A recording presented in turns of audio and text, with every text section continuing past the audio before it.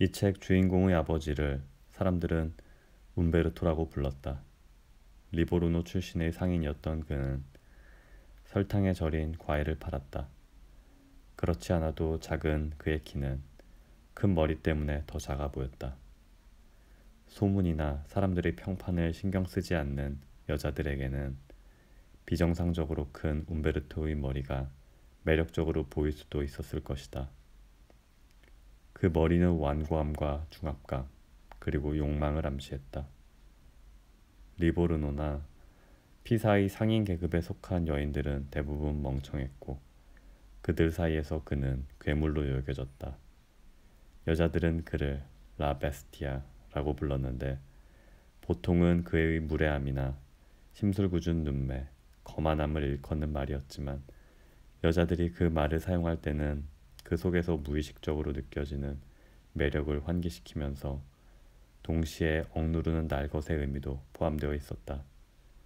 그 때문에 여자들은 남편이 있는 자리에서는 절대 그를 라 베스티아라고 부르지 않았다.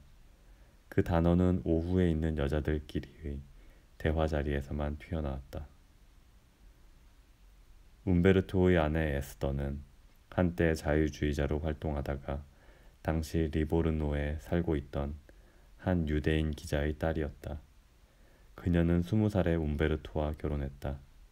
그녀의 아버지는 움베르토가 거칠고 교양이 없다는 이유로 결혼에 반대했지만 자신의 자유주의적인 원칙 때문에 그런 의견을 직접 행동으로 옮기지는 않았다.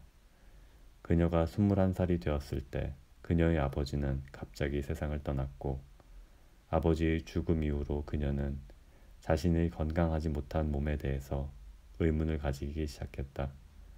그리고 그것을 핑계로 그녀는 평생 자신만의 권리를, 즉 항상 전면에 나서지 않을 권리, 뒤로 물러나 있을 권리를 누렸다.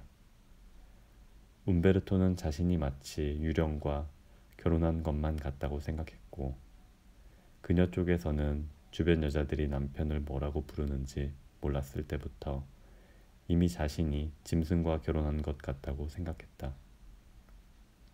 에스더는 교회의 작은 도시에서 사교 생활을 주도하다시피 했다. 거의 매일 오후 누군가를 찾아가거나 누군가의 방문을 받았다. 그녀의 저녁 초대는 아무도 거절하지 않았는데 그렇게 할 수 있었던 비결은 부분적으로는 그녀의 남편이 리보르노에서 가지는 영향력 때문이었겠지만 그녀의 외모였다. 그녀는 피부가 창백했고 갈색 머리는 항상 단정하게 뒤로 묶었으며 천천히 움직이는 눈 밑에는 항상 어두운 그림자가 있었다. 얼굴이나 몸매는 아주 갸름했지만 그렇다고 병자처럼 보이지는 않았다. 병자들의 몸에서는 예측 불가능한 기운이 두드러지게 마련이다. 병자들은 연민과 안타까운 마음을 불러일으킨다. 반면 에스더의 몸은 마치 인간의 살이 아닌 다른 무엇으로 만들어진 것처럼 섬세하고 깨지기 쉬운 것처럼 보였다.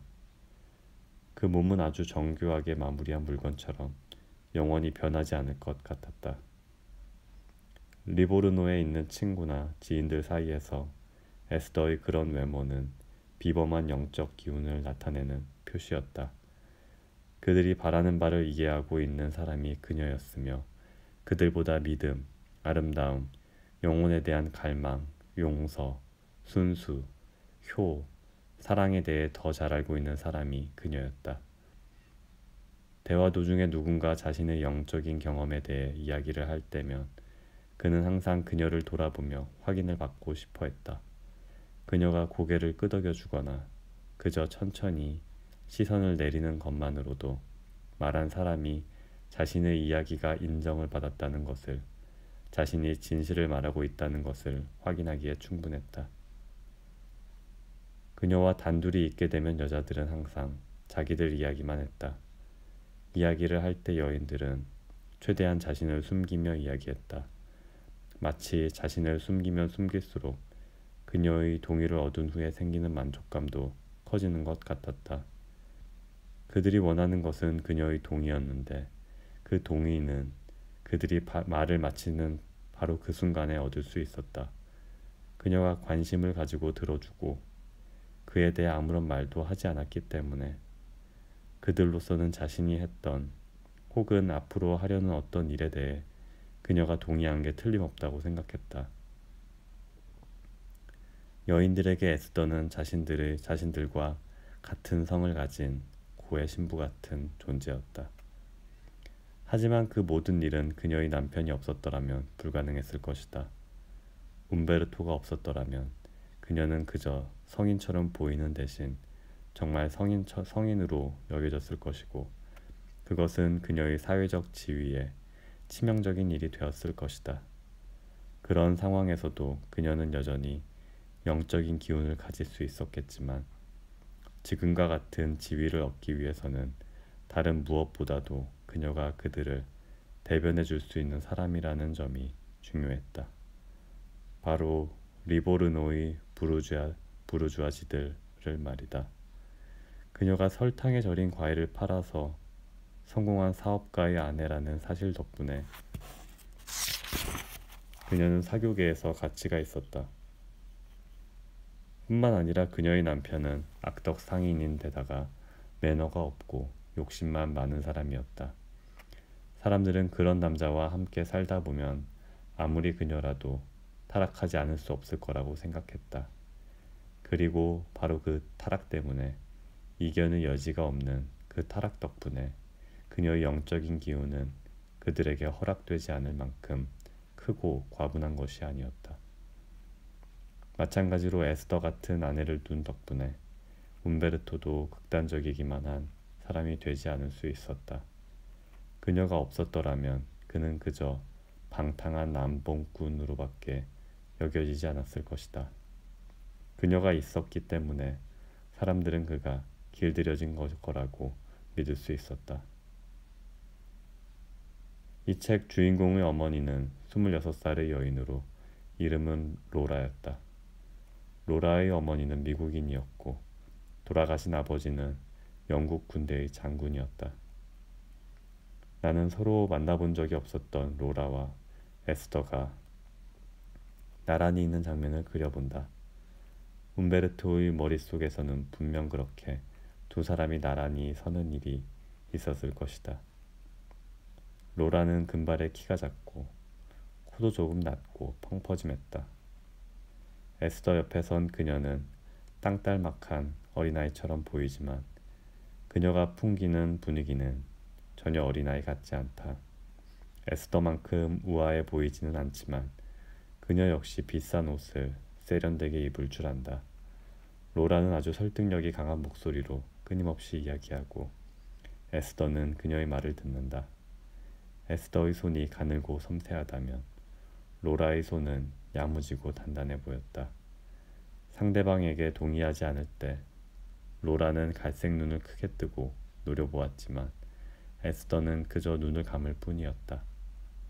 목욕을 하다 들키기라도 하면 에스더는 마치 덫에 걸린 야생동물처럼 그 자리에 얼어붙어 버린 채 꼼짝도 못했을 것이다. 만약 로라에게 그런 놀랄 상황이 벌어진다면 그녀는 황급히 가슴을 가리고 몸을 움츠리며 소리를 질렀을 것이다. 두 사람은 서로를 질투하고 있었다.